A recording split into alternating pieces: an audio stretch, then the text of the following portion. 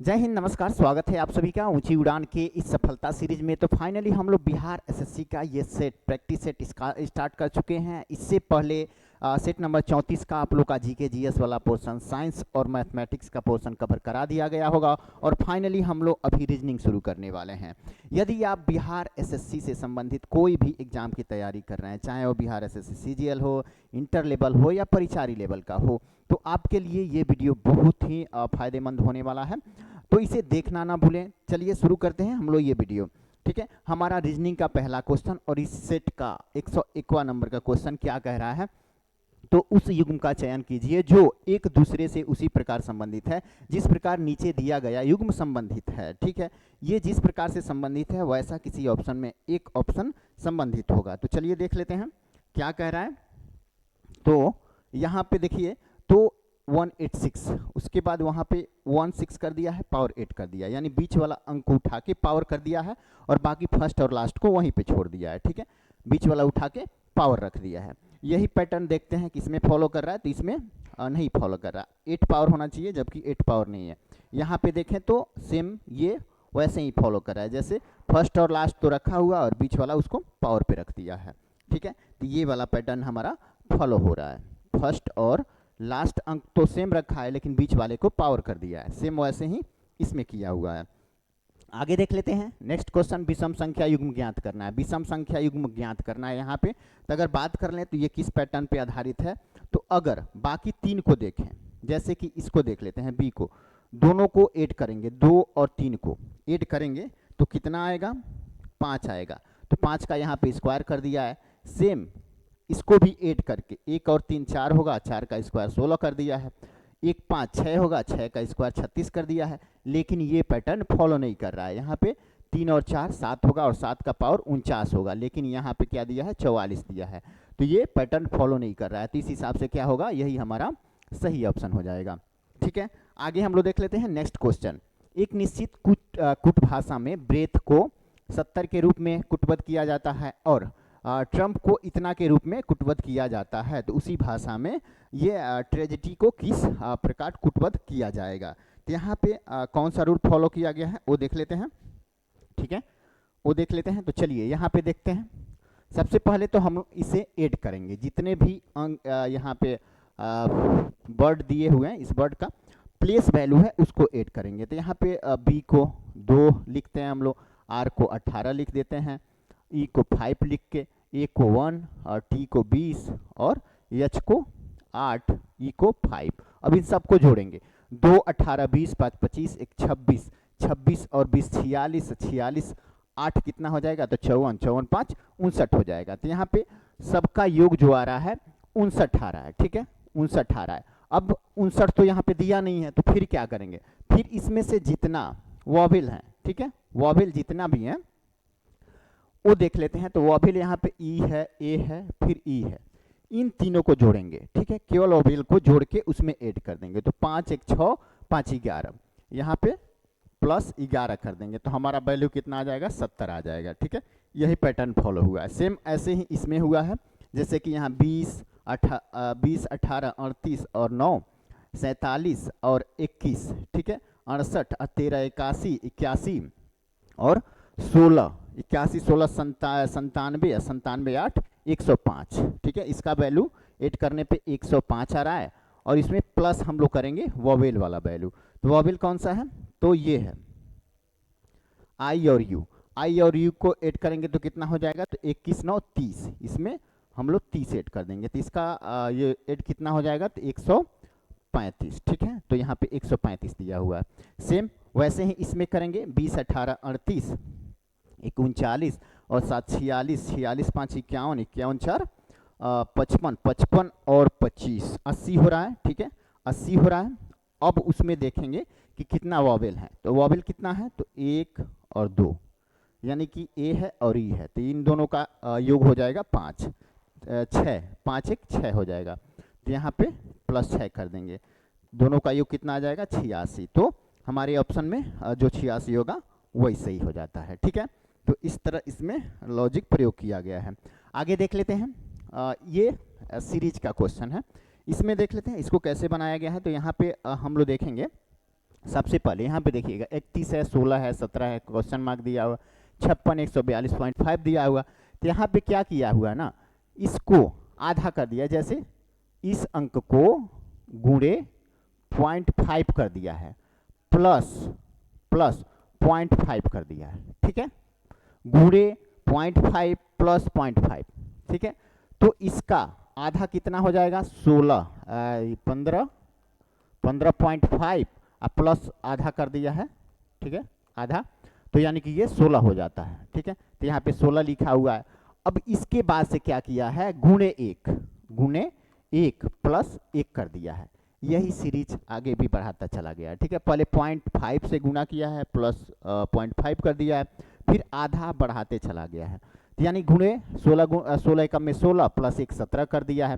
फिर इसको 1.5 से गुना किया है, ठीक है, 17 गुणे 1.5 प्लस 1.5 कर दिया है, ठीक है।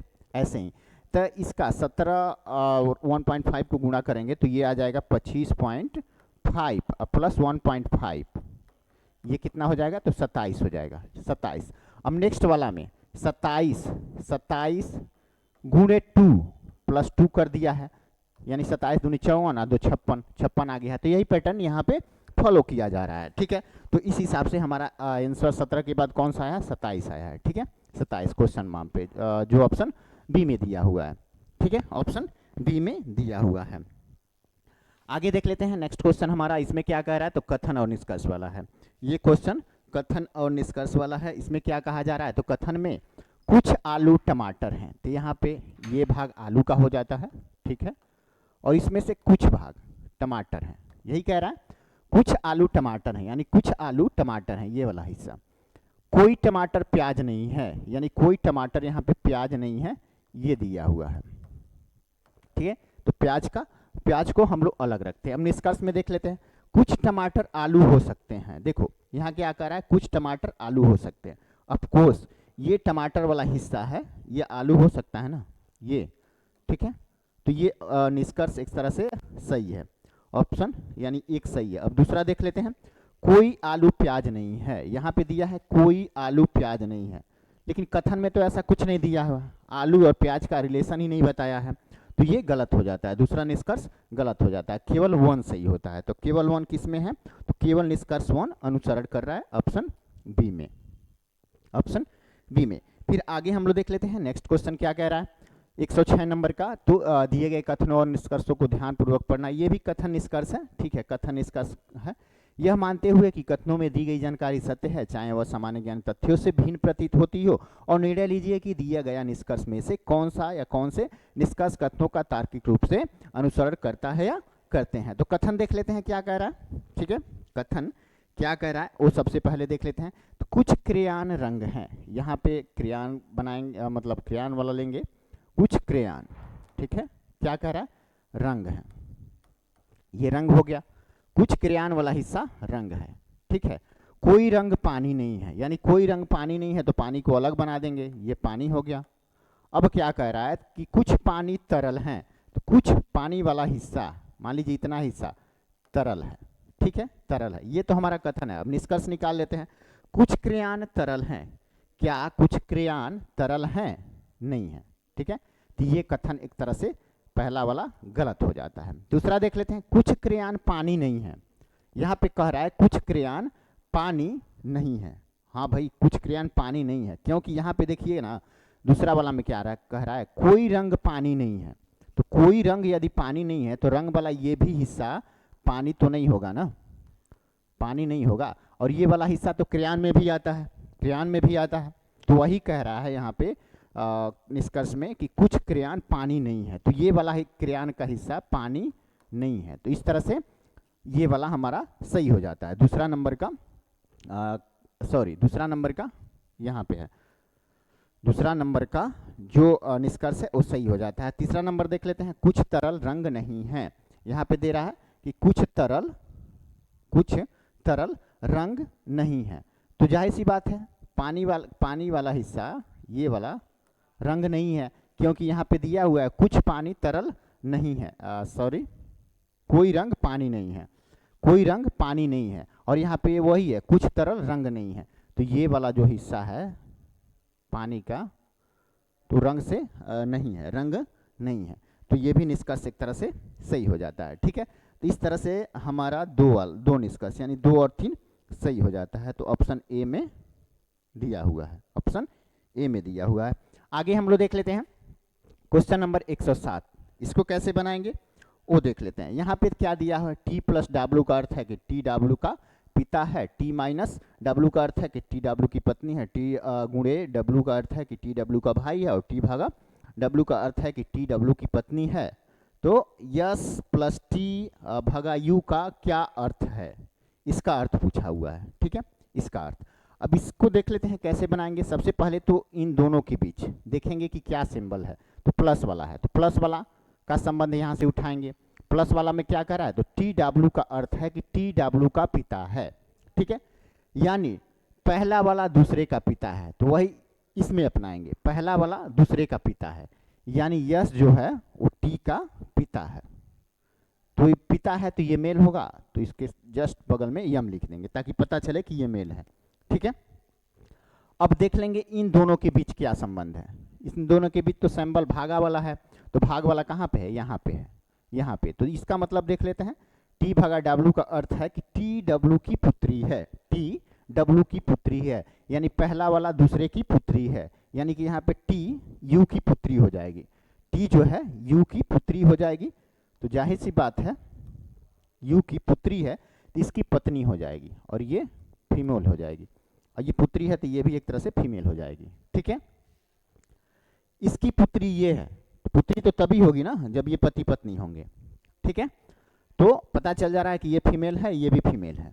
अब देख लेते हैं यहाँ पे ऑप्शन में, यस यू का भाई है, तो यस यू का भाई तो नहीं है भाई, यस यू का तो पति है, तो यस यू का पति है। हाँ, यही सही हो जा रहा है हमारा ऑप्शन, यस यू का पति है, यस जो है यू का पति है। ओके, तो ऑप्शन बी सही हो जा रहा है। आगे हम लोग देख लेते हैं नेक्स्ट क्वेश्चन। नेक्स्ट क्वेश्चन क्या कह रहा है, तो नेक्स्ट क्वेश्चन हमारा जो कह रहा है वो कह रहा है कि उस शब्द युग का चयन कीजिए जो नीचे दिए गए शब्द युग्म में व्यक्त किए गए संबंध के असमान संबंध को सबसे अच्छा दर्शाता है। यानी यहाँ पे एक युग्म दिया गया है, ये जो संबंध दर्शा रहा है वैसा ही सेम ऑप्शन में कोई एक संबंध दर्शा रहा होगा। यहाँ पे मौजूदगी दिया हुआ है, मौजूदगी का प्रचुरता दिया हुआ है, तो पालन पोषण का उपेक्षा यहाँ पे सीधे विपरीत हो जा रहा है, तो ये तो होगा नहीं। ठीक है, ये अनंत और लौकिक, ये हमारा सही ऑप्शन हो जाएगा, क्योंकि ये एसएससी सीजीएल का पूछा हुआ क्वेश्चन है, और वहाँ पे सही ऑप्शन में यही दिया हुआ है। अनंत मतलब असीमित, अलौकिक मतलब विस्तारित ब्रह्मांड। ठीक है, विस्तारित ब्रह्मांड। ठीक है, तो यही ऑप्शन सही हो जाएगा, ऑप्शन बी सही हो जाएगा। और ये दोनों तो लगभग सेम ही है, एक ही जैसा है, सार का विस्तार, संक्षिप्त का विस्तृत, ये एक दूसरे के अपोजिट हो जाते हैं। ठीक है, ये दूसरे के, ये तीनों एक तरह से एक दूसरे के अपोजिट है, लेकिन ये मैच कर रहे हैं, तो ऑप्शन बी सही हो जाएगा। आगे हम लोग देख लेते हैं नेक्स्ट क्वेश्चन। निम्नलिखित में से तीन अक्षर समूह किसी न किसी तरह से संगत है और एक असंगत है। असंगत अक्षर समूह का चयन करना है यहाँ पे, असंगत अक्षर समूह का चयन करना है यहाँ पे। ठीक है, कहाँ चला गया भाई, तो देख लेते हैं। अब यहाँ पे देखो, इसको हम लोग इस जो अंग्रेजी वर्ड है इसके अंक को यहाँ पे पहले हम लोग दर्शाएंगे। जैसे Q का हो जाता है 17, J का हो जाता है 10, यही होता है, P का 16 और K का 11। अब इन दोनों के बीच संबंध देखेंगे कि क्या है, तो 17 और 10 को जोड़ेंगे तो ये एक दूसरे के अपोजिट हो जाते हैं, 17 10 27 होते हैं। कोई भी दो अंक ऐड करने के बाद यदि 27 आए तो समझ लीजिए कि वो एक दूसरे से अपोजिट हैं। कोई भी वर्ड का अंक ऐड करने के बाद 27 आए तो समझ लीजिए एक दूसरे का अपोजिट है। तो यहाँ पे वही है, 16 11 27 हो जा रहे हैं। ठीक है, यानी ये पहला वाला दूसरे के अपोजिट है और तीसरा वाला चौथे के अपोजिट है, ये हो जाता है इसमें। ये देख लेते हैं के और ओ क्या एक दूसरे के अपोजिट हैं, नहीं है। के का होता है 11 और ओ का होता है 15। 11 15 26 ही होगा, 27 तो नहीं हो रहा है। और ये 12 14 ये भी 26 हो रहा है, ये भी 27 नहीं हो रहा है, तो ये भी एक दूसरे से अपोजिट नहीं है। यम क्यू 17 और 13 ये तो हो जा रहा है 30। ठीक है, एन पी ये भी 16 और 14 30 हो जा रहा है, तो ये भी एक तरह से नहीं है। यहाँ पे यक्स भी 24 और 2 26 हो जा रहा है, और ये भी 26 हो जा रहा है। ठीक है, ये भी एक दूसरे के अपोजिट नहीं है। उस हिसाब से हमारा सही ऑप्शन ए हो जाएगा। ठीक है, क्योंकि ये एक दूसरे के अपोजिट वाला पैटर्न फॉलो कर रहे हैं। पहला दूसरे के अपोजिट है, तीसरा चौथे के अपोजिट है। आगे हम लोग देख लेते हैं नेक्स्ट क्वेश्चन। एक कक्षा में 65 विद्यार्थी उत्तर दिशा की ओर मुख करके एक पंक्ति में खड़े हैं। अमृत पंक्ति के बाएं सिरे से 46वें स्थान पर है, जबकि कासवी पंक्ति के दाएं सिरे से 14वें स्थान पर है। तो अमृत और कासवी के बीच कुल कितने विद्यार्थी हैं? ठीक है, यहाँ पे एक लाइन खींचते हैं। अब देखते हैं, टोटल विद्यार्थियों की संख्या 65 है। ठीक है, जो उत्तर दिशा की ओर मुख करके बैठे हैं। और क्या कह रहा है कि अमृत पंक्ति के बाएं सिरे से 46वां है। तो बाएं सिरा तो ये हो जाता है लेफ्ट, और ये राइट हो जाता है। तो बाएं सिरे से 46वें नंबर पे मान लेते हैं यहाँ पे कौन है, तो अमृत है। ठीक है, अमृत है। जबकि कासवी पंक्ति के दाएं सिरे से 14वां है। तो कासवी दाएं से 14वां है, कासवी 14वां है। तो बोल रहा है कि अमृत और कासवी के बीच कुल कितने विद्यार्थी हैं।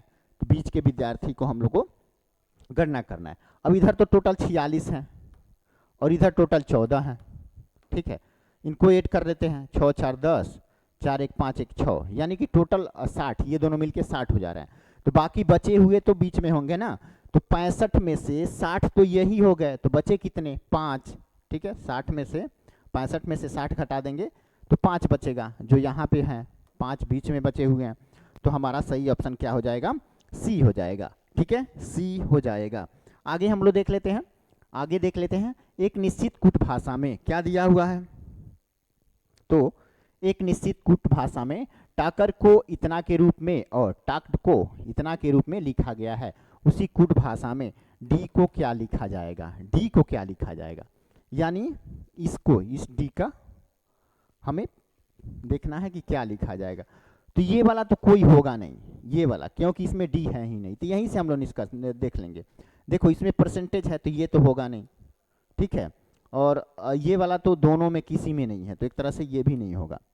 ये देख लेते हैं, ये इसमें है, एक तरह से ये वाले में है, तो ये भी नहीं होगा। और ये ऊपर वाले में नहीं है, नीचे वाले में है केवल। तो यही हमारा सही ऑप्शन हो जाएगा, यही हमारा सही ऑप्शन हो जाएगा। क्योंकि इसका कूट ये दिया हुआ है, तो इसमें का कोई अंक इसमें होगा नहीं, क्योंकि इसमें डी है ही नहीं। ठीक है, डी है ही नहीं। तो चलिए आगे देख लेते हैं नेक्स्ट क्वेश्चन। मुकेश अपने कार्यालय, क्या कह रहा है, तो मुकेश अपने कार्यालय से सीधे 12 किलोमीटर चला। यहाँ पे ये नहीं कह रहा है कि किस दिशा में चला। ठीक है, किस दिशा में चला ये नहीं कह रहा है, तो हम कोई भी दिशा मान लेंगे। तो मेरे हिसाब से यही दिशा सूटेबल लगता है। ठीक है, तो हम इसी को मान लेते हैं, पूरब, नॉर्थ, उत्तर दक्षिण पूर्व पश्चिम। तो मुकेश अपने कार्यालय से सीधे 12 किलोमीटर चला। हम इधर चला देते हैं इसको 12 किलोमीटर मुकेश को। फिर वह 45 दाएं मुड़ा। तो अगर इधर चल रहे हैं तो दाएं तो इधर होगा ना, तो 45 मुड़ जाता है। ठीक है, 45 मुड़ता है, 90 मुड़ता तो सीधे नीचे आता, लेकिन ये 45 मुड़ रहा है। तो 45 मुड़ता है और 8 किलोमीटर चलता है, तो ये 8 किलोमीटर चला। ठीक है, यहाँ से वह बाएं मुड़ता है, यहाँ से बाएं यानी कि इस साइड में ऊपर की तरफ बाएं मुड़ता है। यहाँ पे डिग्री नहीं दिया हुआ, तो सीधे हम लोग 90 मुड़ा देंगे, और 7 किलोमीटर चलता है, वही 7 किलोमीटर चलता है। और अंत में बाएं मुड़कर 11 किलोमीटर चलता है, अंत में बाएं मुड़ जाता है। ठीक है, बाएं मुड़ जाता है और 11 किलोमीटर चलता है। तो यहाँ से बाएं मुड़ के 11 किलोमीटर चल रहा है। ठीक है, यदि वह अंत में उत्तर पश्चिम की ओर जा रहा है, ठीक है, तो उत्तर पश्चिम की ओर जा रहा है, तो उसने अपनी कार्यालय से किस दिशा में चलना शुरू किया था। तो देखो हम लोग तो गेस मान के पूर्व में चलाए थे, और आंसर भी सेम वही आ गया कि अंत में वह उत्तर पश्चिम की दिशा में चल रहा है। वैसे ही चल रहा है ना, उत्तर पश्चिम दिशा में, इस दिशा में है ना, दिशा में। तो वही कह रहा है, तो उसने अपने कार्यालय से किस दिशा में चलना शुरू किया था, यानी शुरुआत में किस दिशा में चलना शुरू किया था, तो पूर्व दिशा में चलना शुरू किया था। ठीक है, पूर्व दिशा में। तो हमारा सही ऑप्शन क्या हो जाएगा, डी हो जाएगा। अगर हम बाई चांस ये मान लिए होते, ये शुरुआत में इधर शुरू में मान लिए होते, तो हमारा आंसर फिर इधर चलता, यानी जितना डिग्री ये डिफरेंट होता है इससे, उतना डिग्री इसको इस साइड में मुड़ा देते। ठीक है, इस साइड में मुड़ा देते। आगे देख लेते हैं नेक्स्ट क्वेश्चन, असंगत संख्या युग्म ज्ञात करना है। असंगत संख्या युग्म ज्ञात करना है, ये थोड़ा कॉम्प्लिकेटेड क्वेश्चन हो जाता है, ठीक है। ये वाला क्वेश्चन आता है ना तो शायद कोई आधा परसेंट 1% बच्चे बना पाते हैं, और ऐसा ही क्वेश्चन आपको सिलेक्शन देता है, ठीक है। इसमें जो भी क्वेश्चन रखे गए हैं बहुत ही मोस्ट इंपोर्टेंट है, वही एकदम इजी नहीं रखा गया है, हार्ड लेवल और मॉडरेट लेवल लेके हम लोग चल रहे हैं, ताकि आप जब एग्जाम देने जाएं तो वहां पे आपको कोई दिक्कत नहीं हो, ठीक है। यहाँ पे अधिकतम प्रीवियस ईयर क्वेश्चन लिया गया है। ओके, तो देख लेते हैं, असंगत संख्या युग्म ज्ञात करना है, थोड़ा सा डिफिकल्ट हो जाता है। अब देखिए यहाँ क्या किया हुआ है ना, असंगत ज्ञात करना है, तो असंगत यानी तीन ऑप्शन सेम रूल फॉलो कर रहा है, एक नहीं फॉलो कर रहा है, तो कौन सा रूल है वो देख लेते हैं। यहाँ पे 8 दिया हुआ है, तो यहाँ पे सबसे पहले क्या किया है ना, तो 8 का स्क्वायर कर दिया है, ठीक है, फिर गुणे कर दिया है, फिर इसी अंक में से -3 कर दिया है। सेम वैसे ही किया है, 11 स्क्वायर गुणे 11 -3 कर दिया है, और यहाँ पे 5, ये हालांकि यही हमारा सही ऑप्शन हो जाएगा, ठीक है। लास्ट वाला भी 6 के 36, 6 के स्क्वायर गुणे कितना दिया, 6 - 3। अब इसका जो वैल्यू आ रहा है वो आगे है। अब देख लीजिए 8 का स्क्वायर और यहाँ पे बचा है 5, 8 का स्क्वायर 64, 64 5 320 हो जाएगा, ठीक है। तो ये सही हो जाए, वही वाला पैटर्न फॉलो कर रहा है। सेम ये देख लेते हैं, 11 ग्रहियाँ 121 गुणे 11 में से 3 घटा दें तो 8 हो जाएगा, ठीक है। तो 8 कम में 8 दिया हुआ है, 8 दूनी 16 का 6 दिया हुआ है, 8 कम में 8 1 9, यानी ये भी वही पैटर्न फॉलो कर रहा है। लेकिन यहाँ पे देख लें तो 25, जैसे 25 हो जाता है, यही होगा ना, 5 का स्क्वायर, ठीक है, गुणे 5 - 3, तो ये पैटर्न फॉलो कर रहा है, तो ये नहीं कर रहा है, क्योंकि 25 गुणे यहाँ पे 2 बच रहा है, ये 50 ही आ रहा है वैल्यू, जबकि यहाँ पे 100 दिया है, तो ये वाला रूल नहीं फॉलो कर रहा है, ये वाला फॉलो कर रहा है। 6 के 36 और 36, और यहाँ 3 माइनस हो गया, 36 3 108 आज यहाँ पे आ गया है, ठीक है। तो ये तीनों एक रूल फॉलो कर रहे हैं, लेकिन ये सी वाला वो रूल फॉलो नहीं कर रहा है, तो हमारा सही ऑप्शन वही हो जाएगा, ठीक है, सही ऑप्शन वही हो जाएगा। आगे हम लोग देख लेते हैं, आगे हमारा क्वेश्चन क्या कह रहा है, तो एक निश्चित कुट भाषा में स्ट्रेंथ टू इनोवेट को इतना इतना लिखा जाता है, और स्ट्रेंथ टू क्रिएट को इतना इतना लिखा जाता है, तो उस कुट भाषा में क्रिएट को कैसे लिखा जाएगा। क्रिएट को देखिए, इसमें तो क्रिएट है नहीं, इसमें क्रिएट है नहीं, इसमें है, यहाँ पे क्रिएट दिया हुआ है, और इसी का प्लेस वैल्यू हमको निकालना है, ठीक है। तो सबसे पहले हम लोग देखेंगे कि ये वाला ऑप्शन क्या दिया हुआ है, ये वाला अंक ऑप्शन में दिया हुआ है 42 64 32, तो 32 नहीं होगा, 42 भी नहीं होगा, 64 भी नहीं होगा, क्योंकि इसमें क्रिएट है ही नहीं, तो बचा एक 24, ठीक है, बचा एक 24, वही सही हो जाएगा, वही सही हो जाएगा। ओके, आगे हम लोग देख लेते हैं नेक्स्ट क्वेश्चन क्या कह रहा है, तो उस विकल्प का चयन करें जो 5वें अक्षर समूह से उसी प्रकार संबंधित है, ठीक है, जिस प्रकार दूसरा अक्षर समूह पहले से संबंधित है, यानी ये इससे संबंधित है, ओके, दूसरा समूह पहले से संबंधित है, और चौथा अक्षर समूह तीसरे से संबंधित है, यानी ये इससे जिस प्रकार संबंधित है, ये इससे जिस प्रकार संबंधित है, वैसे ही क्वेश्चन मार्क वाला इससे कैसे संबंधित होगा, वही हम लोग को ज्ञात करना है। तो चलिए देख लेते हैं, यहाँ पे देखिएगा क्या किया हुआ है, इसका अपोजिट, ठीक है, विपरीत -2 कर दिया है, ठीक है।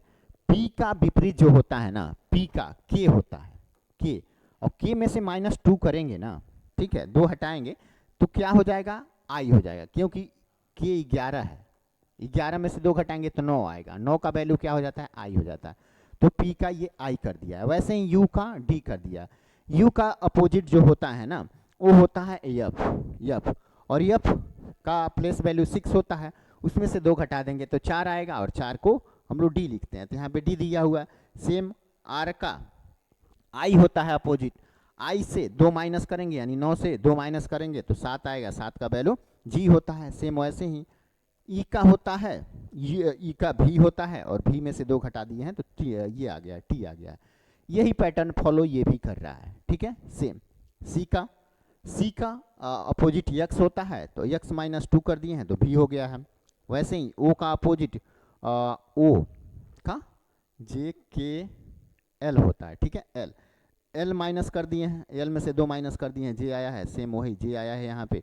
यल अपोजिट कितना होता है तो 12 17 17, ठीक है, 12 15 25 हो जाएगा। तो यहाँ पे ओ होना चाहिए, ठीक है, ओ होना चाहिए, लेकिन ओ में से 2 माइनस कर दिया है तो यम लिखा हुआ, यानी वही पैटर्न फॉलो कर रहा है। तो यहाँ पे वही फॉलो करा दे रहे हैं।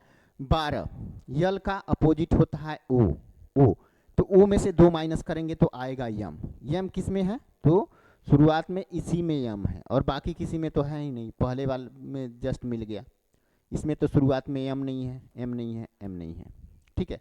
तो यही हमारा हो जाएगा। सेम वैसे ही आगे करके देख लीजिएगा, पी आ जाएगा, आई आ जाएगा, एफ आ जाएगा। तो इस तरह से हमारा ऑप्शन ए सही हो जा रहा है। आगे हम लोग देख लेते हैं, यदि किसी संख्या का 90% इतना है, ठीक है, तो उस संख्या के 20% का 50% क्या होगा, ठीक है। उस संख्या मान लेते हैं, संख्या जो संख्या है उसको हम लोग x मान लेते हैं। तो x का 90% कितना दिया हुआ है तो वो दिया है 621। अब इसको कट कर देते हैं, ये एक जीरो से एक जीरो कट गया और 9 छके 54 और बचा यहाँ पे 8 9 81, ठीक है, ये 9 से कट गया, यानी कि x का वैल्यू कितना आ गया, ये जीरो इधर चला जाएगा तो 690, ठीक है, x का वैल्यू इतना आ गया। अब क्या कह रहा है तो उस संख्या के 20% का 50% क्या हो गया। तो संख्या तो निकाल लिए हैं 690, इसके 20% का 50% क्या होगा। अब इसको कट करेंगे तो हमारा आंसर आ जाएगा, 2 जीरो से ये 2 जीरो कट्टी, ठीक है, 1 जीरो से ये 1 जीरो कट्टी, 5 दूनी 10 और 2 से ये 2 कट्टी, यहाँ पे बचा 69। तो यही हमारा सही आंसर हो जाएगा जो ऑप्शन डी में दिया हुआ है, ठीक है। कहीं कोई डाउट तो नहीं है, एक बार कमेंट कर दीजिए। अगर कहीं भी किसी भी क्वेश्चन में आप लोग को दिक्कत लगे तो कमेंट जरूर कीजिए, क्योंकि हर कमेंट को हम लोग बारीकी से पढ़ते हैं और उस पर एक तरह से फोकस भी करते हैं कि जो उस कमेंट में दिया रहता है वो पूरा करने की कोशिश करते हैं। यदि किसी संख्या का, ये तो हो गया, आगे देख लेते हैं हम लोग। यदि ए का अर्थ भागा हुआ, ठीक है, ए का अर्थ इतना, बी का अर्थ ये, सी का अर्थ ये, डी का अर्थ ये, तो निम्नलिखित में से किसका परिणाम इतना होगा, इतना किसका परिणाम होगा, ये तो ऑप्शन से बनेगा, ठीक है। पहले वाला ऑप्शन से शुरू करते हैं। तो ए का क्या दिया हुआ है 21, देखिए यहाँ पे 21, ए का अर्थ भागा, 21 भागा 11, क्या कट पाएगा, नहीं कट पाएगा। तो एक तरह से जो वैल्यू लाना है वो दशमलव में तो लाना नहीं है, क्योंकि इसका भागा देने पे दशमलव आएगा, तो एक तरह से यहीं पे इसको छोड़ देंगे, ये नहीं होगा। दूसरा देख लेते हैं, 21 बी दिया है, बी को यहाँ पे क्या माना है, बी का अर्थ गुणे माना है, ठीक है, 11 कर दिया है, ओके। फिर डी माना है, डी का यहाँ पे दिया हुआ, डी का अर्थ माइनस हो गया, -33, वही है। 33 के बाद ए है और ए का भागा माना हुआ है, ठीक है। तो उसके बाद है 11 से 33 कट जा रहा है आसानी से। फिर सी को यहाँ पे क्या माना है, प्लस माना है, तो +5 कर देंगे, +5।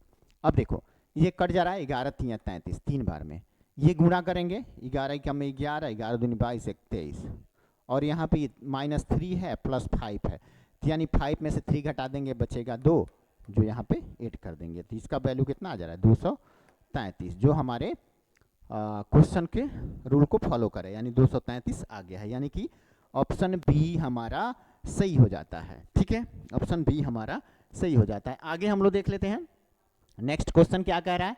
तो शब्द डार्किन के प्रत्येक अक्षर को अंग्रेजी वर्णमाला क्रम में व्यवस्थित किया जाता है, ठीक है, पहले व्यवस्थित करने को बोला। इस प्रकार बने नए अक्षर समूह के बाएं छोर से दूसरे अक्षर और दाएं छोर से तीसरे अक्षर के बीच अंग्रेजी वर्णमाला श्रृंखला में कितने अक्षर हैं। तो यहाँ पे अगर गौर करें तो क्या कह रहा है, पहले इसको अंग्रेजी वर्णमाला क्रम में अरेंज करते हैं। तो सबसे पहले ए लिखेंगे, उसके बाद कौन आएगा, डी आएगा, फिर ई आएगा, है ना, डी के बाद ई, फिर के, फिर एन, फिर आर, के एन और आर, 3 3 6, 3 3 6 है, ठीक है। अब देखिए अब क्या कर रहा है, इस प्रकार बने नए अक्षर समूह के बाएं छोर से दूसरे अक्षर, तो बायां तो इधर है, लेफ्ट तो इस साइड में है, तो दूसरा अक्षर क्या हो जा रहा है, डी हो जा रहा है, ठीक है। बाएं छोर से दूसरे अक्षर और दाएं छोर से तीसरे अक्षर के बीच, तो बाएं छोर से तीसरे अक्षर के हो जा रहा है, ठीक है, 1 2 3 के हो जा रहा है, ठीक है। अक्षर के बीच अंग्रेजी वर्णमाला श्रृंखला में कितने अक्षर हैं।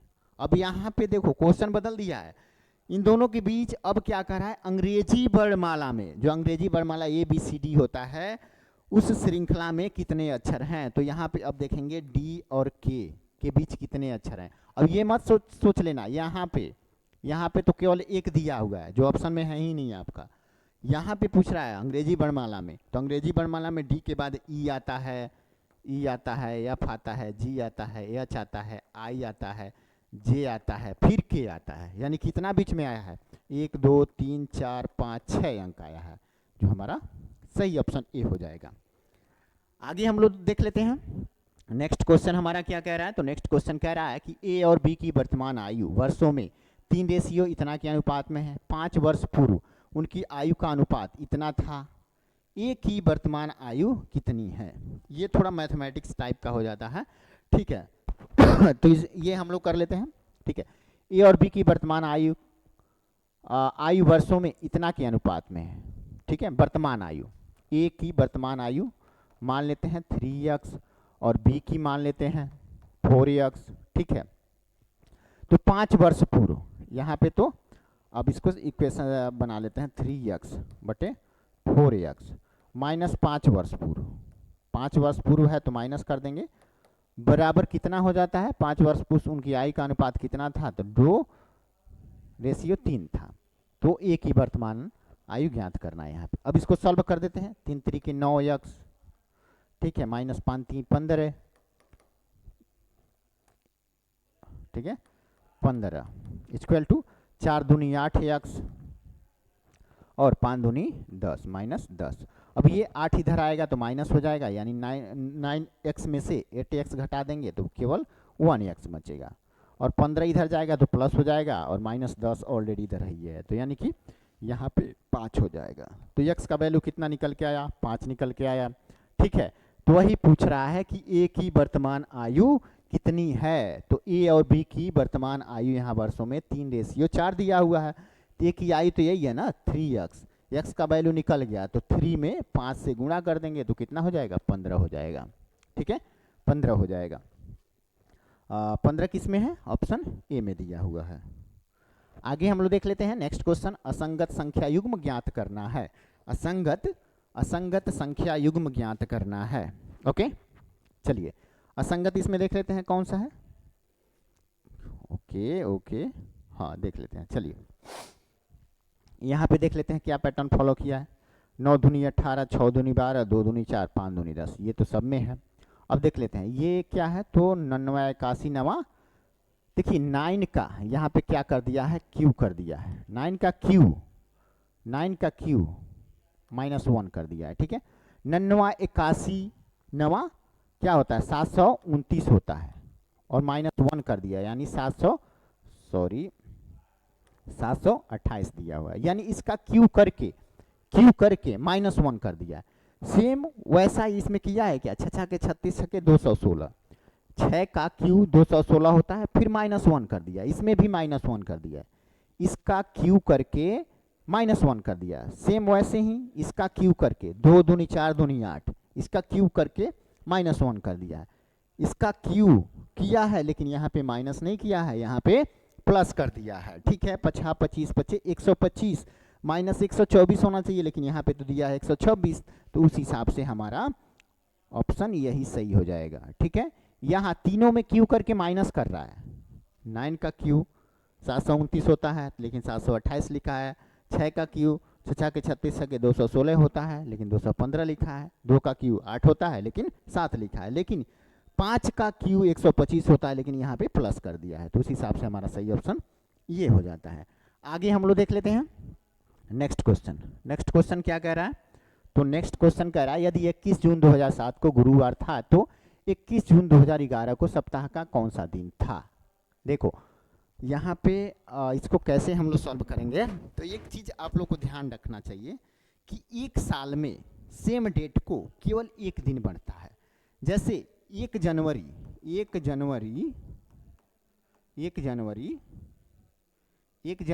अभी क्या चल रहा है, 26 चल रहा है।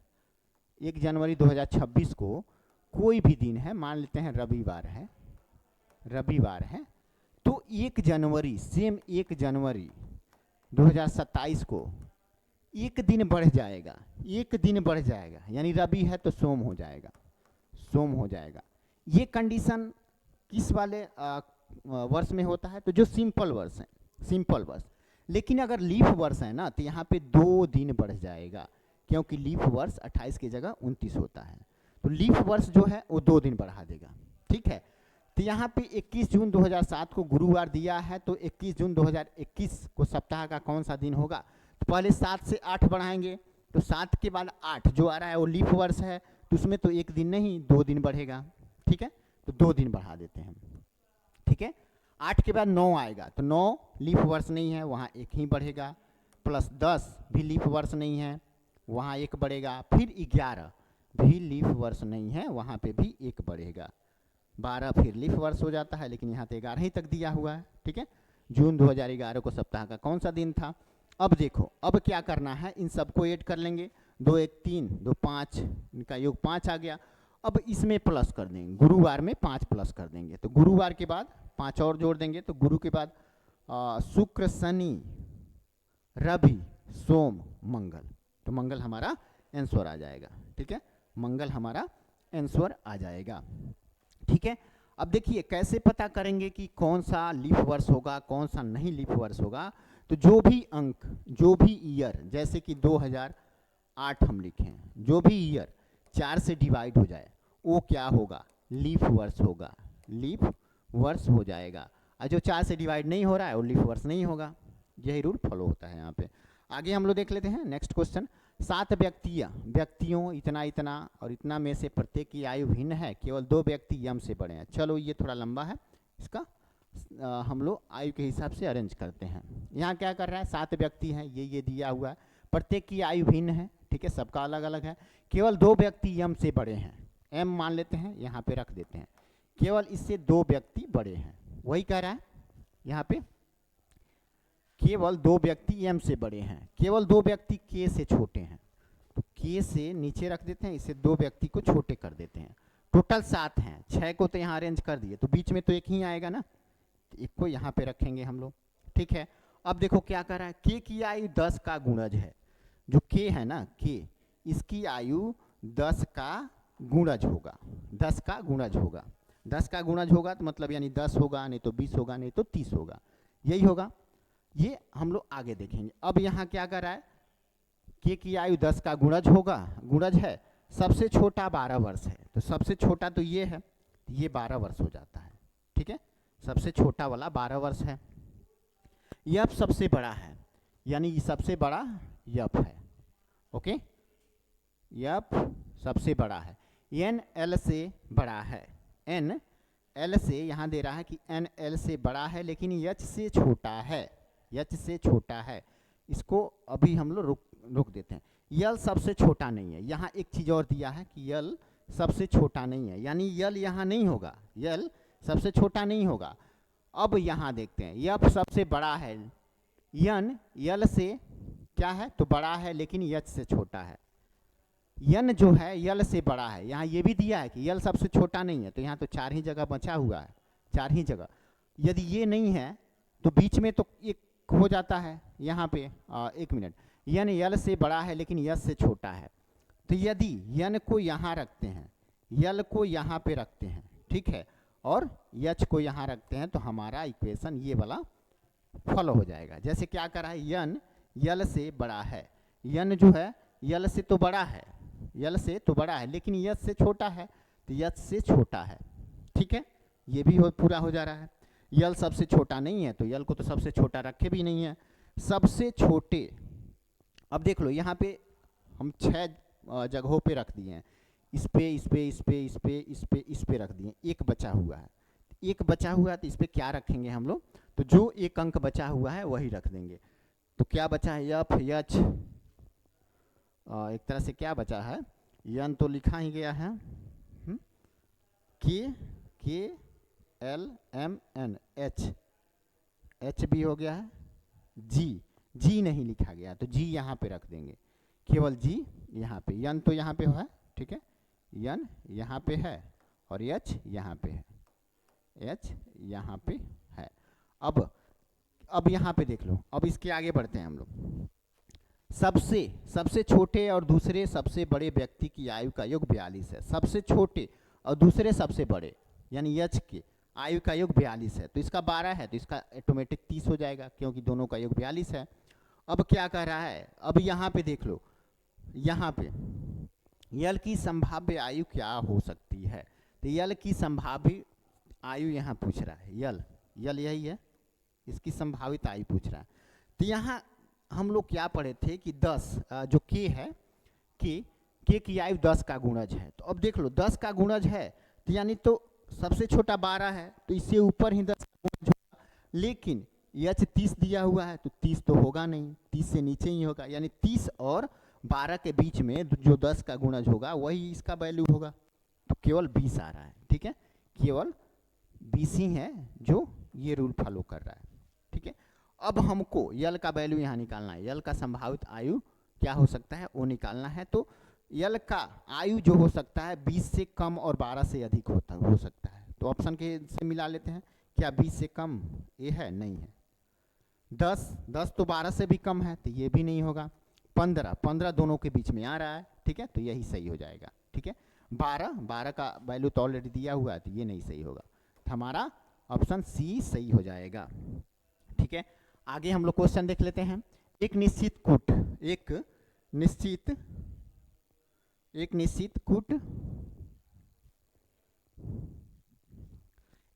कूट भाषा में ट्रॉमा को इतना और इसको इतना के रूप में कूटबद्ध किया गया है, उसी कूट भाषा में ओरिएंटेड को किस प्रकार कूट किया जाएगा। तो देखो यहाँ पे क्या 6 है, 6 के 36 कर दिया है, ओके, 6 के 36 कर दिया है, 4 अंक है तो 4 का 6 से गुणा कर दिया है, 24 हो गया है। वैसे ही इसको भी 6 से गुणा कर देंगे, इसको 6 से गुणा कर दिया है, फिर इसको भी 6 से, तो इसको भी गुणा कर देंगे 6 से, 1 2 3 4 5 6 7 8 9, 9 6 54 हमारा सही ऑप्शन हो जाएगा। आगे हम लोग देख लेते हैं, ठीक है। नेक्स्ट क्वेश्चन, एक कॉलेज में 8 प्रोफेसर अर्थात ये हैं, ये एक वर्गाकार मेज के चारों ओर इस प्रकार बैठे हैं कि उनमें से 4 मेज के चारों कोनों पर हैं, जबकि अन्य 4 मेज के प्रत्येक भुजा के मध्य में एक दूसरे की ओर मुख करके बैठे हैं, ठीक है। तो एक भुजा वर्ग बना लेते हैं इससे, ठीक है, 4 को बीच में बैठा देते हैं और 4 को कोनों पे बैठा देते हैं, ऐसे ही। अब यहाँ से हमारा क्वेश्चन शुरू होता है, सी ए के ठीक दाहिनी ओर बैठा है, तो सी मान लेते हैं यहाँ एक के दाहिने कर देते हैं, एक के दाहिने, काहे कि सब अंदर की तरफ मुंह किया हुआ है, ठीक है। तो सी एक के ठीक दाहिनी ओर बैठा है जो जेड की ओर उन्मुख है। यहाँ पे एक चीज ध्यान देखना है, यदि कमा दिया हुआ है तो ये इसके उन्मुख होगा, ए जेड के उन्मुख होगा। अगर कमा नहीं दिया रहेगा ना तो सी जेड के उन्मुख होगा। तो यहाँ पे तो कमा दिया है तो ए जेड के उन्मुख है, यानी इसके अपोजिट है, ये हो गया जेड की ओर उन्मुख है। ई एक्स के सम्मुख बैठा है, तो ई एक्स के जो वाई के ठीक दाहिनी ओर है, इससे कोई मैच नहीं कर रहा है तो इसको फिलहाल के लिए छोड़ देते हैं। अब यहाँ देख लेते हैं, बी वाई के ठीक बाईं ओर बैठा है, बी वाई के ठीक बाएं ओर बैठा है और सी के सम्मुख है। तो यहाँ पे देखो कमा नहीं है तो बी के सम्मुख सी होगा, तो सी के सम्मुख यहाँ बी को बैठा देंगे। और क्या कहा है, बी वाई के ठीक बाईं ओर है तो बी का बाईं ये हो जाएगा, तो बी के ठीक बाईं ओर वाई को बैठा देंगे, है ना। अब ये वाला देखेंगे, अब ये वाला एक बचा हुआ था, ये ई यक्स के सम्मुख बैठा है जो वाई के ठीक दाहिनी ओर है, ई यक्स के सम्मुख बैठा है, ई जो है वो यक्स के सम्मुख बैठा है जो वाई के ठीक दाहिनी ओर है। वाई के ठीक दाहिनी ओर कौन है, तो यक्स है, यक्स है, ठीक है। कहाँ गया, हाँ, ई यक्स के सम्मुख बैठा है जो वाई के ठीक दाहिने हैं, तो ई के यक्स के सम्मुख बैठा है, ई जो है यक्स के सम्मुख बैठा है और वाई के ठीक दाहिने भी हो गया। अब बचा एक जगह जहाँ पे जो नहीं बैठा है उसको बैठा देंगे, तो इसमें से कौन नहीं बैठा है, एक तरह से देखें तो डी नहीं बैठा है, तो डी को यहाँ पे बैठा देंगे। अब हमारा क्वेश्चन देख लेते हैं क्या कह रहा है, निम्नलिखित में से कौन वाई की ओर उन्मुख है, तो वाई की ओर उन्मुख है वो डी है, ठीक है। हमारा सही ऑप्शन सी हो जाएगा, सी में डी दिया हुआ है, ठीक है। आगे देख लेते हैं 125 नंबर, उस विकल्प का चयन कीजिए जो पांचवी संख्या से उसी प्रकार संबंधित है जिस प्रकार चौथी संख्या तीसरी संख्या से और दूसरी संख्या पहली संख्या से संबंधित है। इसमें क्या करना है, तो इसमें देख लीजिए, यहाँ पे सिंपल तरीका अपनाया है, दहाई वाला अंक को इसी में से घटा दिया है, 76 में से दहाई वाला यानी 7 को घटा दिया है, 76 में से 7 घट गया 69 आ जाएगा। सेम वैसे ही किया है, दहाई वाले अंक को यानी 4 को 49 में से घटा दिया तो 45 आ जाएगा, तो सेम वैसा इसमें हो जाएगा। 69 में से 6 घटा देंगे तो 63 यहाँ पे आ जाएगा, है ना। दहाई वाला अंक सेम इसी में से दहाई वाला अंक घटा देंगे तो 63 हमारा सही ऑप्शन हो जाएगा। आगे हम लोग देख लेते हैं, यदि ठीक एक वर्ष और 2 दिन बाद मंगलवार है तो आज कौन सा दिन है। यह लीफ वर्ष नहीं है, लीफ वर्ष नहीं है तो सिंपल वर्ष है। तो देख लीजिए, लीफ वर्ष में हम बताए थे कि 2 दिन बढ़ जाता है और सिंपल वर्ष में 1 ही दिन बढ़ता है, ठीक है। एक वर्ष 2 दिन बाद मंगलवार है तो 2 दिन हटा देंगे, मंगलवार न लिख के रविवार लिखेंगे, यानी 1 वर्ष बाद क्या आएगा, रविवार आएगा, रविवार। 1 वर्ष 2 दिन ऐड करेंगे तब ना मंगलवार आएगा, तो 2 दिन हटाने के लिए मंगलवार में से 2 दिन कम कर देंगे तो रविवार आ जाएगा। अब देखिए, अब जो बोल रहा है तो आज कौन सा दिन है, ये तो भविष्य वाला, भविष्य, ठीक 1 वर्ष और 2 दिन बाद बोला है कि मंगलवार होगा, तो भाई हर 1 साल में 1 दिन बढ़ता है, तो यहाँ तो पीछे जा रहा है तो 1 दिन घट जाएगा ना, तो रवि की जगह हमारा आंसर आ जाएगा शनिवार, ठीक है। तो शनिवार किस में है, तो ऑप्शन सी में है, ऑप्शन सी में है। आगे हम लोग देख लेते हैं 127 नंबर क्वेश्चन क्या कह रहा है, तो ये कह रहा है 127 नंबर क्वेश्चन कह रहा है कथन और निष्कर्ष का है, कथन और निष्कर्ष। इसको देख लेते हैं। श्रीमान यक्स कहता है कि सुबह में उसे अच्छे विचार आते हैं, सुबह में उसे अच्छे विचार आते हैं। श्रीमान, अब निष्कर्ष में देख लेते हैं, श्रीमान यक्स को केवल विचार आते हैं, केवल विचार तो नहीं यहाँ पे आता है और भी कुछ आता है, तो ये गलत हो जाता है निष्कर्ष। दूसरा, श्रीमान यक्स को शाम को विचार नहीं आता है, यहाँ तो ऐसा कुछ भी नहीं लिखा है कि शाम को आता है कि नहीं आता है, ठीक है, तो ये भी एक तरह से गलत हो जाएगा। तो इस हिसाब से दोनों निष्कर्ष गलत हैं, यानी कि न तो निष्कर्ष 1 और न ही 2 अनुसरण करते हैं, ऑप्शन ए सही हो जाएगा, ठीक है। आगे देख लेते हैं नेक्स्ट क्वेश्चन क्या कह रहा है, उस अक्षर समूह का चयन कीजिए जो भिन्न हो, उस अक्षर समूह को चयन करना है जो भिन्न है। तो यहाँ पे क्या दिया हुआ है, देखिए लास्ट वाला और पहले वाला में 3 का अंतर है, फिर पहले और दूसरे में 2 का अंतर है, सेम वही इसमें है। यम और पी में 3 का अंतर है और इन दोनों में 2 का अंतर है। एफ और आई में 3 का अंतर है और आई और के में 2 का अंतर है, यही हो रहा है, ठीक है, यही हो रहा है, यही रूल फॉलो हो रहा है। लेकिन ये वाला रूल नहीं फॉलो कर रहा है, क्यू और यस में 2 का अंतर है और यू, यस और यू में 2 का अंतर है, ये 2 का ही अंतर केवल रखा है, लेकिन यहाँ पे 3 का अंतर हो जा रहा है, ये 3 का अंतर हो गया, इन दोनों में 3 का अंतर हो गया, इन दोनों में 3 का अंतर हो गया, लेकिन इसमें 2 का अंतर है, ठीक है। तो इस हिसाब से हमारा सही ऑप्शन यही है, क्योंकि यही एक असंगत है। आगे हम लोग देखते हैं, एक निश्चित कुट भाषा में पांडा को इतना इतना के रूप में कुटवत किया जाता है और स्नैक को इतना के रूप में कुटवत किया जाता है, तो उसी भाषा में जेब्रा को किस रूप में कुटवत किया जाएगा। तो यहाँ पे क्या करेंगे हम लोग, देखो पांडा को इतना, अब यहाँ पे क्या किया है ना, इसके अपोजिट गुणे 3 कर दिया है, ठीक है।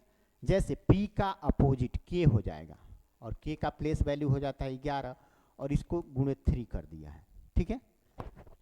K का अपोजिट होता है 11 यानी K, P का अपोजिट K होता है, K का प्लेस वैल्यू 11 होता है, 11 गुणे 3 कर दिया। सेम A का अपोजिट Z होता है और Z गुणे 3, Z का प्लेस वैल्यू 26 होगा, 26 × 78, ठीक है। वही n में वैसे ही रूल फॉलो हो रहा है, तो देख लेते हैं इसमें सेम स्नैक में भी वही हो रहा है, जैसे यस का अपोजिट एच होता है, एच, ठीक है, और एच एच एच होता है, तो एच गुणे 3, एच का प्लेस वैल्यू 8 होता है, 8 गुणे 3 कितना होता है, 24 होता है, 24। वही रूल सब में फॉलो किया है, टाइम वेस्ट करने से कोई फायदा नहीं है। अब देख लेते हैं जेब्रा का, जेड का अपोजिट होता है ए का प्लेस वैल्यू होता है 1, 1 गुणे 3 कौन आ जाएगा, तो ये आ जाएगा, ठीक है ये। और शुरू में केवल यही एक अंक है जिसमें 3 है, बाकी और में नहीं है, तो और वैसे भी गलत हो जाएगा, ठीक है। आगे हम लोग को टाइम वेस्ट करने की ज़रूरत ही नहीं है यहाँ पे, तो यही हम लोग का सही हो जाएगा। आगे आप लोग खुद करके देख लीजिएगा, वही रूल से बना के देख लीजिएगा, ऑप्शन सी ही आएगा। आगे हम लोग देख लेते हैं, आगे यल जी की बहन है, यहाँ पे यल को जी की बहन बना देते हैं ऐसे, यल जी की बहन है तो ये फीमेल हो जाएगी, छोटा सा एफ लिख देते हैं यहाँ पे। जी यम का बेटा है, जी जो है वो यम का बेटा है, यम का बेटा है यानी कि ये मेल है, ठीक है। यम का विवाह डी से हुआ है, यम का विवाह डी से हुआ है, यहाँ पे अभी फीमेल मेल का कोई चक्कर नहीं है। डी ई की बहन है, डी जो है वो ई की बहन है, ये डी जो है वो ई की बहन हो गई, तो ये फीमेल हो गई, तो ये फीमेल हो गई तो ये मेल हो जाएगा, क्योंकि दोनों का शादी हो चुका है, तो ये मेल हो जाएगा। और ध्यान रखिएगा सब अगर सिंबल देते जाएंगे ना तो हमको पता रहेगा कि कौन मेल है कौन फीमेल है, किसके बीच क्या संबंध है। अगर ऐसे डीडी खींचे तो समझिए भाई बहन या भाई भाई का संबंध है, प्लस कर दें तो समझिए दोनों जोड़ा हैं, है ना, पति पत्नी। तो यहाँ पे हम लोग निकाल लिए कहाँ तक, यहाँ ई सी का बेटा है, यहाँ तक हो गया, डी ई की बहन है, यहाँ से देखना ई सी का बेटा है, ई सी का बेटा है यानी कि ये मेल है ना। सी का विवाह यस से हुआ है, सी का विवाह यस से हुआ है, यस पी की बहन है, यस जो है वो पी की बहन है, इन दोनों का विवाह हो गया है, ठीक है। और ये यस जो है वो पी की बहन है, यानी ये फीमेल है, तो ये ऑटोमेटिक मेल हो जाएगा, ठीक है। अब देख लीजिए, अब यहाँ तक तो हो गया, यस पी की बहन है, ये तो हो ही गया। यल का ई से क्या संबंध है, तो यहाँ पे यल ये दिया हुआ है, ये ई यहाँ पे दिया हुआ था, यल का ई से क्या संबंध है वो देख लेते हैं। तो पत्नी की बहन है, पत्नी की बहन तो नहीं है होगी, ई की पत्नी, ये तो खुद मेल है, ठीक है। भाई की बेटी है, इसके भाई, इसका भाई नहीं है, ये बहन है, ठीक है, तो ये भी गलत हो जाएगा। बहन की बेटी है, हाँ इसकी बहन डी है और वो इसकी यल जो है वो इसकी बेटी है, ठीक है। ई की बहन तो डी हो गई और इसकी बेटी हो गई यल, ये सही रूल फॉलो कर रहा है, ऑप्शन सी हमारा सही आंसर हो जाएगा, ठीक है। आगे हम लोग देख लेते हैं नेक्स्ट क्वेश्चन। नेक्स्ट क्वेश्चन में क्या दिया है, तो इसमें रिक्त स्थान को भरना है, तो यहाँ पे देख लीजिए, तो ए बी लगातार सीरीज दिया हुआ है, उसके बाद बीच में 3 गैप कर दिया है, 3 बी के बाद सी डी ई गैप करके फिर एफ लिखा हुआ है, और फिर 4 अंक लगातार लिखा हुआ था। एफ के बाद आता है जी एच आई, ठीक है, ये चारों को एकदम सीरीज में लिखा, फिर 3 का गैप कर दिया है, तो आई के बाद 3 गैप करेंगे तो आई जे के यल, फिर यम यहाँ पे आ जाएगा एम, अगर एम लिख दिए तो 4 लगातार क्रम में संख्या है, एम एन ओ पी, फिर यहाँ पे 3 का गैप करके लिखेंगे, तो पी के बाद क्यू आर एस, एस के बाद क्या आ जाएगा टी, यहाँ पे टी हो जाएगा, टी यू वी डब्ल्यू, 4 का सीरीज यहाँ पे भी बन रहा है, ठीक है। अब W के बाद भी 3 का गैप करेगा, तो W के बाद एक्स वाई जेड, जेड 3 को गैप करने के बाद ए दिया है, तो ए बी सी डी, यहाँ तक सीरीज बन रहा है, फिर डी के बाद 3 का गैप करेगा, डी ई एफ जी, फिर एच लिखा हुआ है, तो यहाँ पे एच के बाद तो कोई गैप नहीं है नहीं, तो आई आ जाएगा, ठीक है। तो सब पे क्या क्या आया, देखिए यहाँ 2 लगातार लिखा हुआ है, फिर 3 का गैप करके 4 लगातार लिखा है, फिर 3 का गैप करके 4 लगातार लिखा हुआ है, फिर 3 का गैप करके 4 लगातार किया, फिर 3 का गैप करके 4 लगातार किया है, यानी शुरू और लास्ट में 2 लगातार लिखा हुआ है और बीच में 4 लगातार लिखा है, और 4 के बाद 2 या 3 का गैप कर दिया है। तो इस तरह हमारा पहला जी है, दूसरा एम है, तीसरा टी है, G M T G M T G M T, भी और आई इसी में है, इसमें तो यू है, तो हमारा ऑप्शन डी सही हो जाएगा।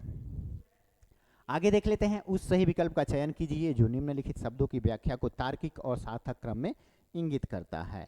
तो ये देखिए हम लोग इसको जो पैटर्न होता है ना, रूल होता है, वाष्पीकरण, पहले तो समुद्र का पानी वाष्पीकरण होता है, वाष्पीकरण के बाद बादल बनते हैं, बादल के बाद वर्षा होता है। जो जल चक्र है ना, उसके बाद उसके अनुसार हमको अरेंज करना है। जल चक्र, सबसे पहले समुद्र का पानी का वाष्पीकरण होता है, तो सबसे पहले क्या आएगा, समुद्र, फिर उसके बाद वाष्पीकरण, फिर बादल बनेगा, उसके बाद अंत में वर्षा होगा। तो ये वाला रूल कौन फॉलो हो रहा है, तो इसी में 2 3 4 1 में ही फॉलो हो रहा है। सबसे पहले 2 आएगा, फिर 3 आएगा, फिर 4, फिर 1। इस तरह से ऑप्शन बी हमारा सही हो जाएगा। आगे हम लोग देख लेते हैं, पी की शादी 15 वर्ष पूर्व हुई थी। ठीक है, पी की शादी 15 वर्ष पहले हुई थी। आज उसकी आयु उसके विवाह के समय की आयु का 1/3/5 है। यानी पहले से ये 3/5 अधिक हो गया है उम्र।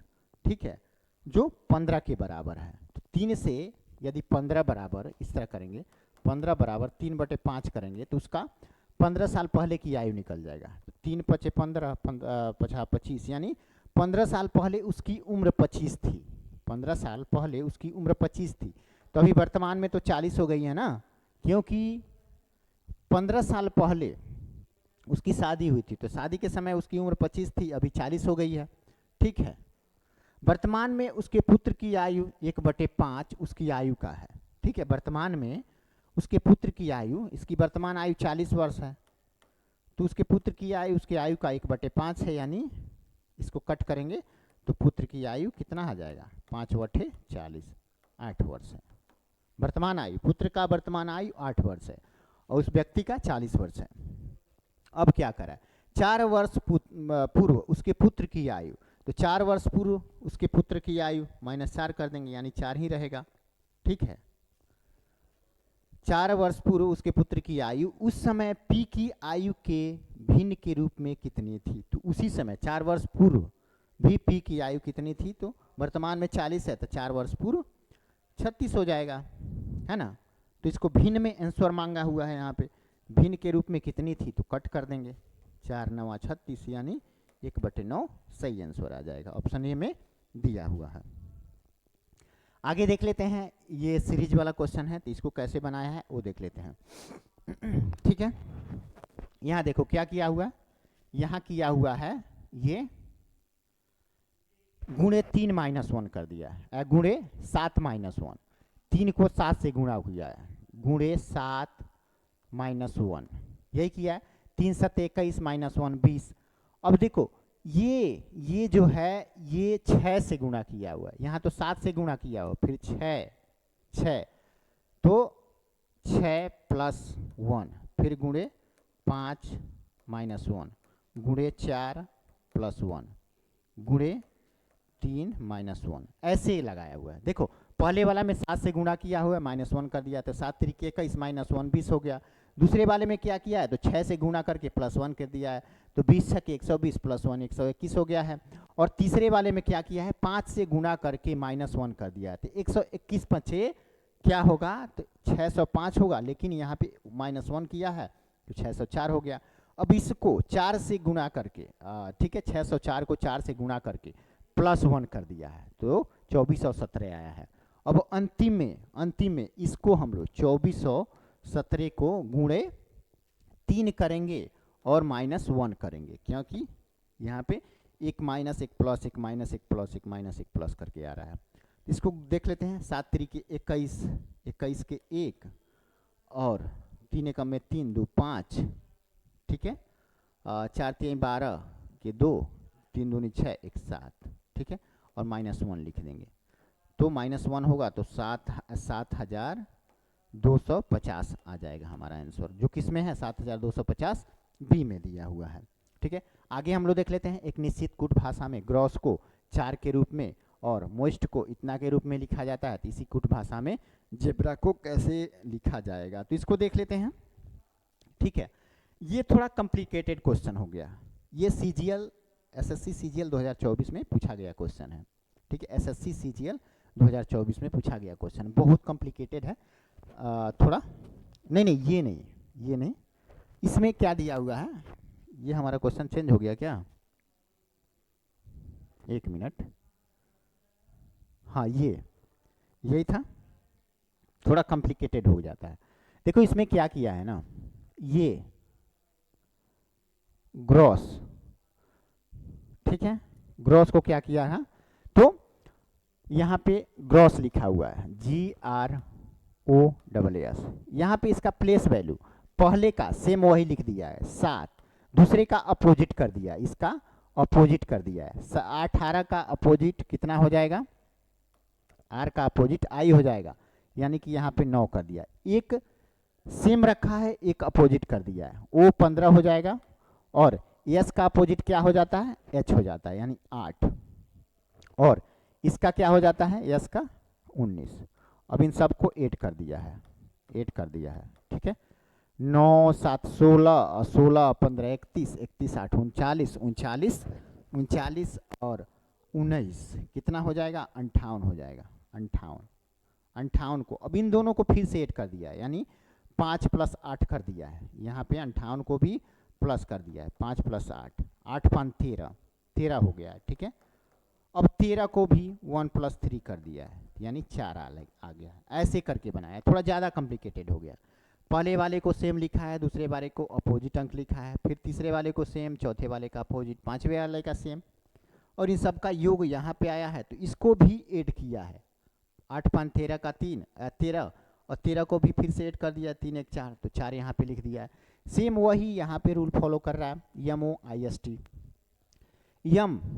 अब देखो ये तो हो गया, ठीक है, इसको हटा देते हैं, यम वाला देख लेते हैं, M सेम वही होगा, ठीक है, यम का सीधा लिखा है यानी 13, ओ का अपोजिट 12 हो जाएगा, ओ का अपोजिट यल होता है जिसका वैल्यू 12 हो जाएगा, आई को सेम लिखा है 9, फिर यस का अपोजिट क्या होगा, यच जिसका 8 होता है, फिर 20 सेम लिखा है। अब सबको ऐड करते हैं, 13 12 25 25 9 34 34 8 42 42 20 62, ठीक है, तो 62 62 आ रहा है यहाँ पे, है ना।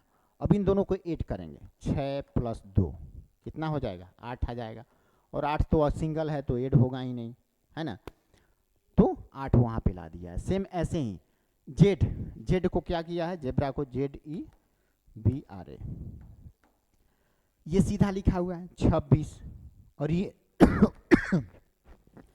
ई का अपोजिट भी होता है, भी 22 हो जाएगा, +22, बी सेम वही लिखेगा, आर अपोजिट हो जाएगा, आर का क्या हो जाएगा, तो 18 9, ठीक है, 9 + I हो जाएगा 9, और ए को सेम लिख दिया है, ठीक है, तो 26 22 46 हो जाएगा, 48 हो जाएगा, 48 2 50 51, और 51 9 60 हो जाएगा, सबका वैल्यू 60 हो जाएगा। अब 6 0 को जोड़ेंगे, 6 + 0 तो 6 ही आएगा, जो ऑप्शन बी में दिया हुआ है। थोड़ा बहुत कॉम्प्लिकेटेड कर दिया है ये, इस टाइप के क्वेश्चन शायद ही कोई बच्चे बना पाते हैं, ठीक है, SSC CGL में 2024 में पूछा गया क्वेश्चन है। अब देख लेते हैं, दिया गया विकल्पों में से उस त्रयी का चयन कीजिए जो दी गई त्रयी के सदृश हो। तो ये क्या किया है, सबको ऐड कर दिया है, 5 5 10, इसको भी 10, ये भी ऐड करेंगे तो 10 आ जाएगा। अब देखेंगे कि किस में ऐड करने पे 10 आता है, तो ये सिर्फ इसमें आएगा, 4 4 8 2 10, 6 2 8 2 10, 6 4 10, ठीक है, तो ऐसे ऑप्शन डी सही हो जाएगा। आगे देख लेते हैं हम लोग, नेक्स्ट क्वेश्चन क्या कह रहा है, तो नेक्स्ट कह रहा है 137 30 22 एक मिनट,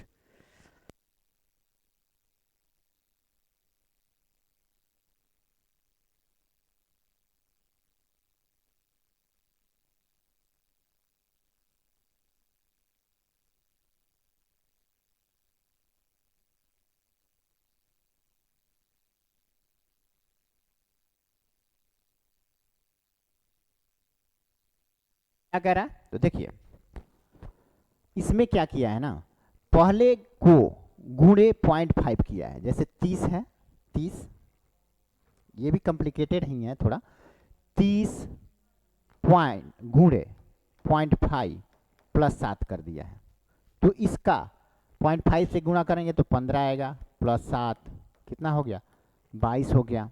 अब देखो 22 हो गया है, ठीक है 22। अब इसको 1 से गुणा किया है, 22 को गुणे 1 किया है, 22 गुणे 1 प्लस 7 ना 8 करके 14 8 कर दिया है।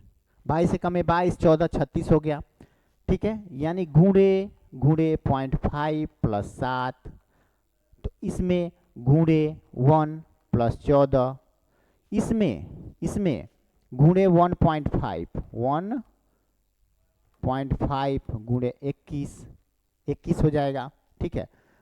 क्योंकि 1.5 से गुणा करेंगे तो 48 होगा, 36 54 हो जाएगा, 54 21 75 हो जाता है, ठीक है 75 हो जाता है। अब इसमें क्या किया है गुणे 2 प्लस 21 के बाद 7 का गुणा 28 हो जाएगा, ठीक है। तो 75 दूनी 150 और 150 में 28 जोड़ेंगे तो 178 आ जाएगा। अब इसमें क्या किया है गुणे 2.5, ठीक है, गुणे 2.5 प्लस 35 कर दिया है। यानी यहाँ गुणे में आधा बढ़ा रहा है और प्लस में 7 का गुणज बढ़ा रहा है, ठीक है। तो इस तरह से 178 को 2.5 से गुणा करेंगे और 35 जोड़ेंगे तो हमारा 480 आंसर आ जाएगा, ठीक है 480 आंसर आ जाएगा। आगे देख लेते हैं 5 साल पहले तरुण और सौरभ की उम्र का अनुपात इतना था, 5 वर्षों के बाद उनकी आयु का अनुपात इतना होगा। सौरभ की वर्तमान आयु ज्ञात करें, ठीक है। 5 वर्ष पूर्व 5 साल पहले क्या था, तो तरुण और सौरभ की आयु 4x और x थे, ठीक है।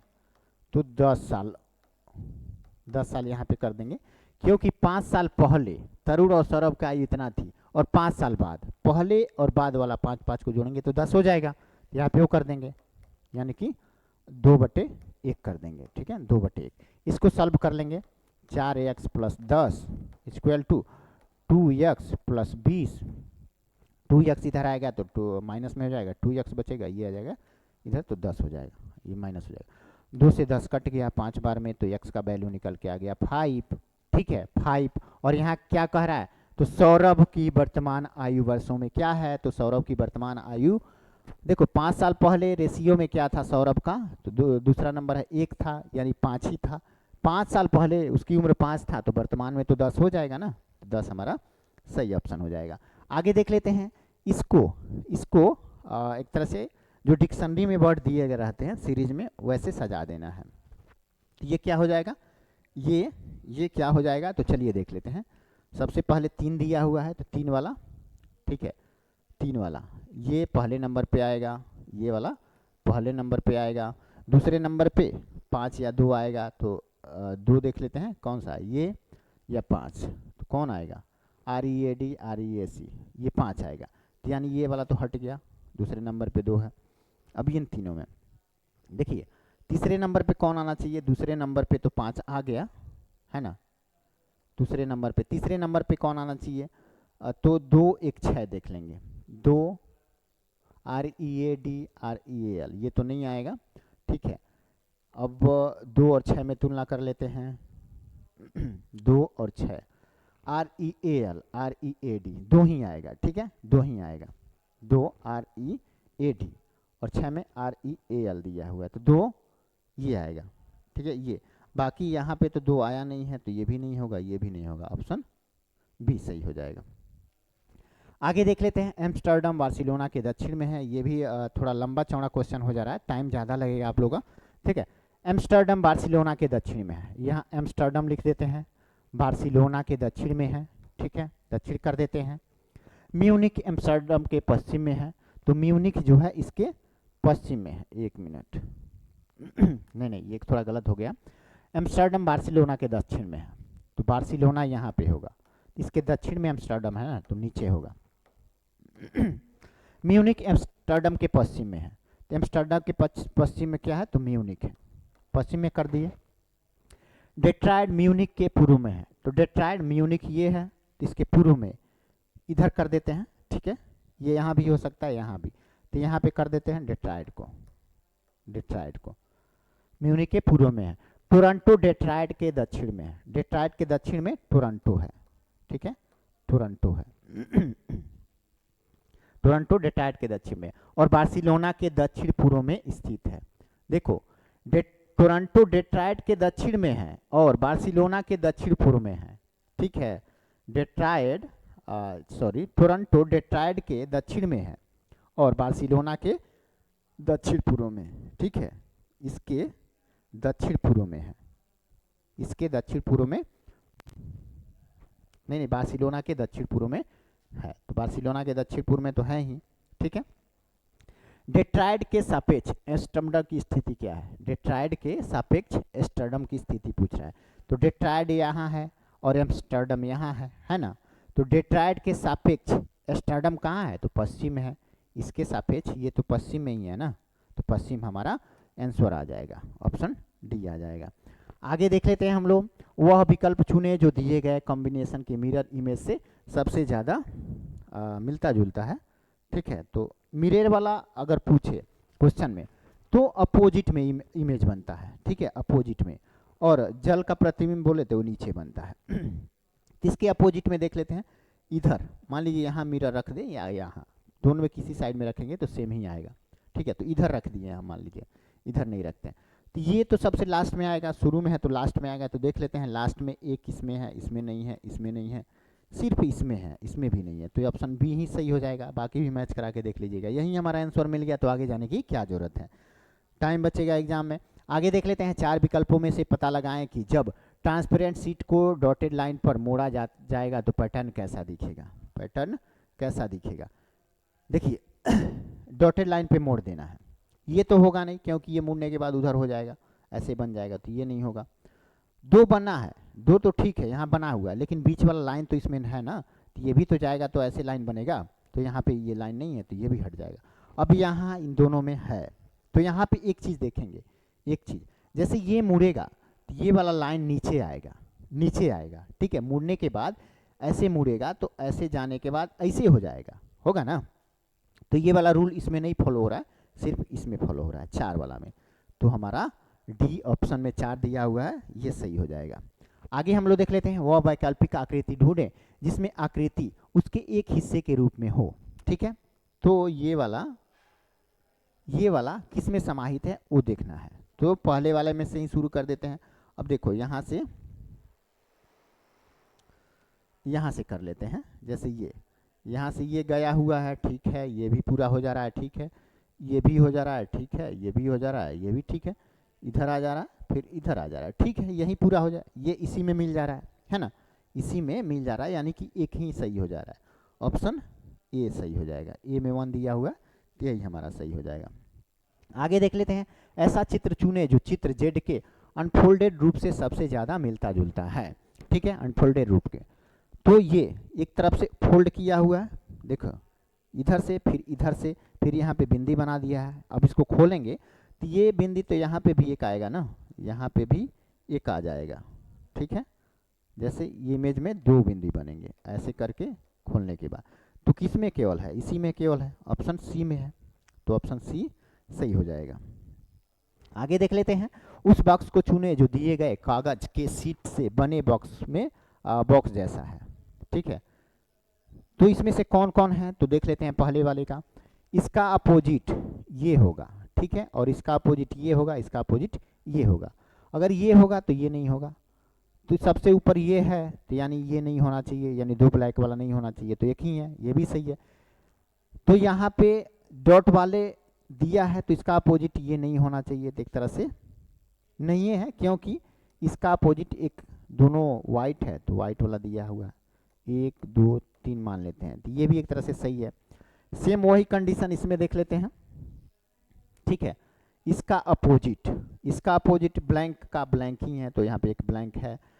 डॉट यहाँ पे नहीं दिया है, इसका अपोजिट दिया होगा ब्लैंक, तो 2 ब्लैंक भी यहाँ पे है, तो इसका अपोजिट एक है, तो ये भी है, तो ये भी सही हो जा रहा है।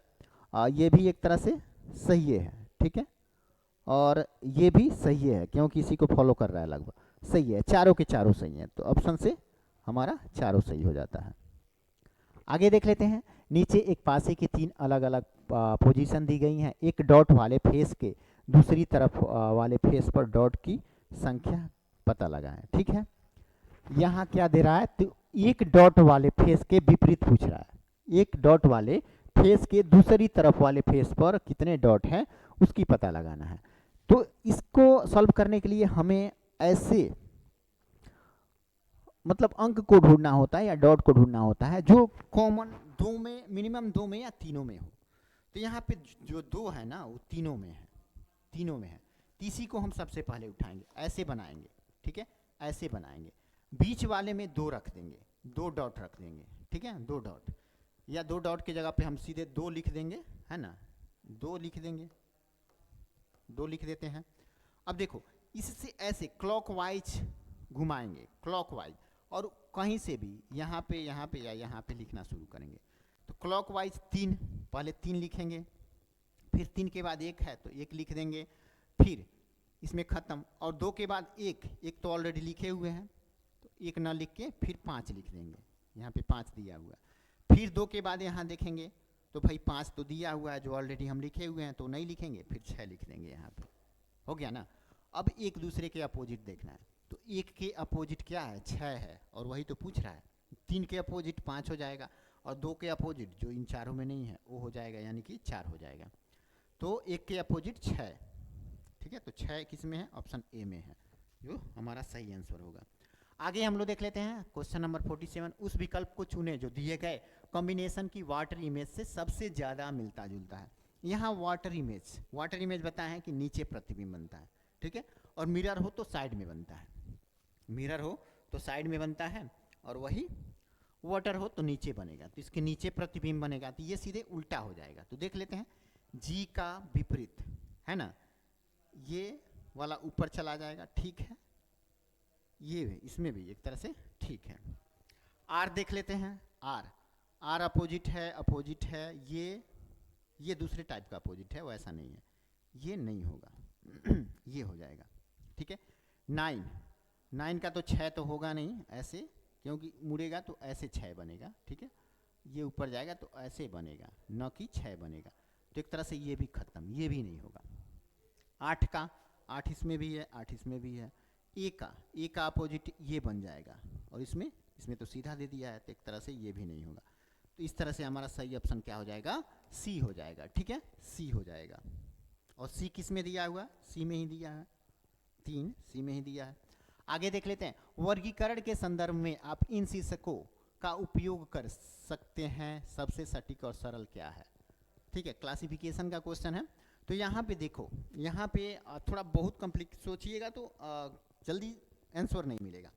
यहाँ पे देखिए ना, तो दो का मुंह जो है ना एक ही साइज में है, एक में विपरीत है, ये तीन इमेज फॉलो कर रहा है, ठीक है। जैसे इसका दोनों का मुंह एक साइज में है, एक विपरीत है, इसमें भी दोनों का मुंह एक साइज में है, एक विपरीत है, इसमें भी दो का मुंह एक साइज में है, विपरीत है, ठीक है। लेकिन इसमें ये इसके विपरीत है, ये इसके विपरीत है, तीनों के तीनों विपरीत ही हैं, ठीक है, तो यही हमारा सही हो जाएगा। तो 4 डी किस में है, तो डी डी ऑप्शन बी में है, ऑप्शन बी में डी दिया हुआ है, वही हमारा सही हो जाएगा, ठीक है। आगे देख लेते हैं, दी गई आकृति में गायब भाग को पहचाने और उसे दी गई उत्तर आकृति में चुने। तो ये बहुत आसान है, ठीक है, बहुत ही आसान है। तो यहाँ पे देखेंगे तो ये वाला पूरा जो कर रहा है, कौन कर रहा है, ये तो नहीं ये कर रहा है, ये कर रहा है, ये भी नहीं कर रहा है, ये भी नहीं कर रहा है, यानी शुरू में ही मिल गया हमारा, ऑप्शन बी सही हो जाएगा। और बी किस में है, ए में है, ठीक है, बी ए में है। आगे हम लोग देख लेते हैं लास्ट नंबर क्वेश्चन, वर्गों की संख्या ज्ञात करना है यहाँ पे। तो वर्गों की संख्या ज्ञात करने के लिए वर्गों को काउंट कर लेंगे। छोटा वाला देख लेते हैं, 1 है ना, 1 2 3 4, ये छोटे वाला में देख लीजिए, और 5वां नंबर तो एक खुदे बड़ा है, तो 5, इसमें 5 बन रहा है, इसमें भी 1 2 3 4 है ना, 4 बन रहा है। उसके बाद ये भी बीच में तो एक मचरब बन रहा है, तो 5, ये भी 5 बना रहा है, यानी 5 5 टोटल 10 वर्ग बन रहे हैं, ठीक है, वर्गों की संख्या 10 है। इस तरह से practice set number Bihar SSC का 34 खत्म हुआ, ठीक है। आप लोगों को अगर ये वीडियो अच्छा लगा है तो लाइक जरूर करें, अगर चैनल पे नए हैं तो सब्सक्राइब करना ना भूलें। मिलते हैं एक नए सेट के साथ नेक्स्ट वीडियो में, तब तक के लिए सभी को टाटा बाय बाय।